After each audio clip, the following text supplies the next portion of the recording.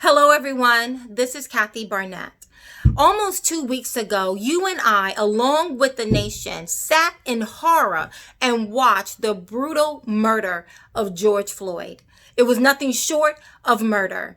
We sat and watched the deliberate and willful indifference towards the value of another human's life. And we saw the heart of a nation rise up to call that out, to call it what it was. No one tried to, I didn't see anyone try to defend the indefensible murder of George Floyd's life. And I know, like you, we've seen a lot of people come out and say, well, George Floyd was no angel. Let me tell you something. If George Floyd was trying to snatch that store, stuff it in his pocket, and run off with it, he did not deserve the kind of treatment and the ultimate taking of his life that we saw.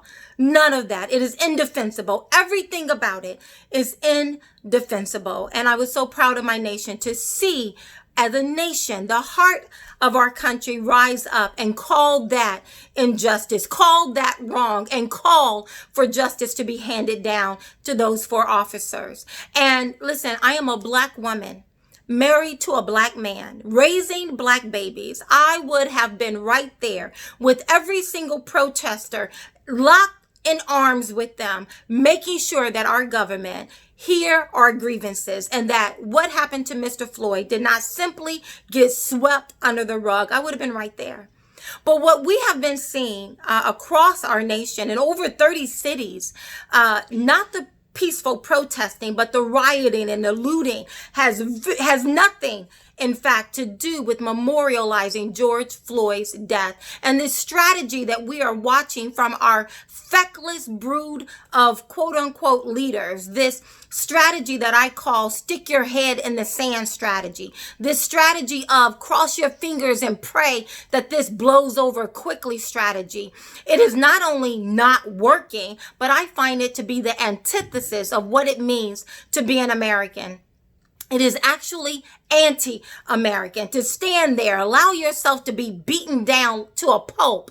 I saw people standing in front of their businesses. One lady standing in front of her business trying to prevent the looters from coming in, and they jumped on her. They beat her down to the ground. That has nothing to do with memorializing George Floyd's death. And let me tell you, her life matters. I saw a 77-year-old Black retired police officer, chief of police, I believe, officer, stand in front of his friend's business and try to stop the looters from breaking in, and they shot him in the face. Let me tell you, his life matters. That is anathema. And we need to hold not only the looters and the rioters account for that. Not only do we need to hold their feet to the fire for that, hold them accountable for what has happened, but we need to find every single agitator and we need to hold their feet accountable. We need to also pivot and look at our leadership, and we need to begin to hold them accountable. Let's just take Minneapolis, Minnesota, for example. From the top to the bottom, it is all Democrat. What exactly are they proposing to do now that they have not done in the past, 56, 40 years that they have held government? Miraculously today, if we give them what they want, they're going to do what they have not done in a number of decades. Let's just look at it. The governor in Minnesota is Democrat. The attorney general, Keith Ellison, is Democrat. Ilhan Omar in the House of Representatives, Democrat. Amy Klobuchar in the Senate, Democrat. The mayor of Minneapolis, Democrat. The chief of police, Democrat. What exactly are they proposing to you and I as the solution that they did not do during the past many decades that they've been in leadership that suddenly they're going to do now? We need better. And I am of the firm belief that if we want better, we got to start doing better. We got to start doing different. What I offer the people in the 4th district of Pennsylvania in Montgomery County, what I'm offering you is your best chance at ever getting anyone in office who will actually represent you. That's what I'm offering. I am offering your best opportunity of getting someone in office who will listen to you, who will make laws based on what is good for you. That's what I'm offering. I am not trying to go to Washington, D.C. so that I can accumulate power for myself. I am going to Washington, D.C. so that I can give the power and the control back to you, the people.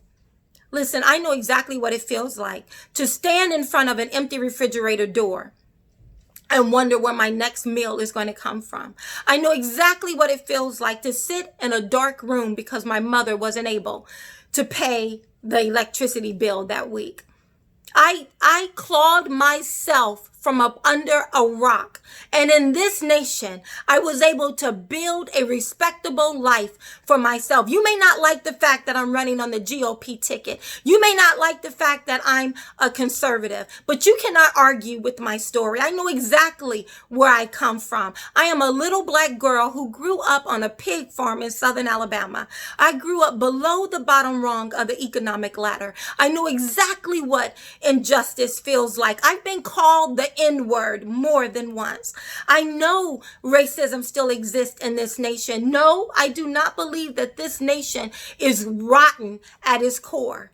My story only takes place here in America. I represent all that is good about this nation when the government do not create more obstacles for their people. I have said on a number of occasions, if you want to eradicate income inequality, give someone a job. So as we pivot and start talking about policies, we do not need people like Madeline Dean writing more welfare programs. Yes, she's not calling it a welfare program. She's calling it direct cash payment. But it is nothing more than another welfare program. It is nothing more than a redistribution of wealth to the masses.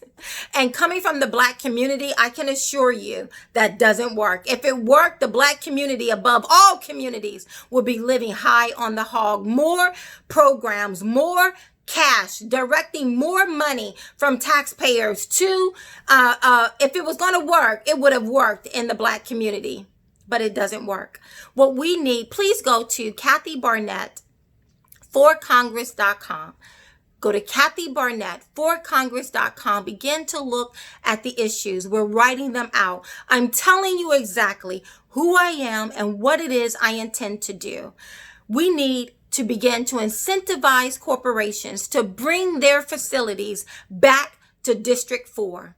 If you want to eradicate income inequality, give someone a good job. If you want to eradicate the differences that we see throughout our nation, give someone the opportunity to get a good education. Education has been pivotal in my ability to claw myself from up under a rock and create a life, a respectable life for my family and I. My children do not know what it feels like to stand in front of an empty refrigerator door. Are there inequalities in life? Yes. My children are a living example of privilege. My babies do not know what it feels like to live in a home with no insulation, to live in a home with no running water, to live in a home with an outhouse in the back and a well on the side. My babies don't know that. I call that privilege. And I'm very grateful to this nation that I have had the opportunities, that I've been able to keep my nose clean, to discipline myself, to focus on something. And I was able to create a life, a respectable life, a life that has given my children something that I never had. And I'm very grateful to this nation for that. And I am Black.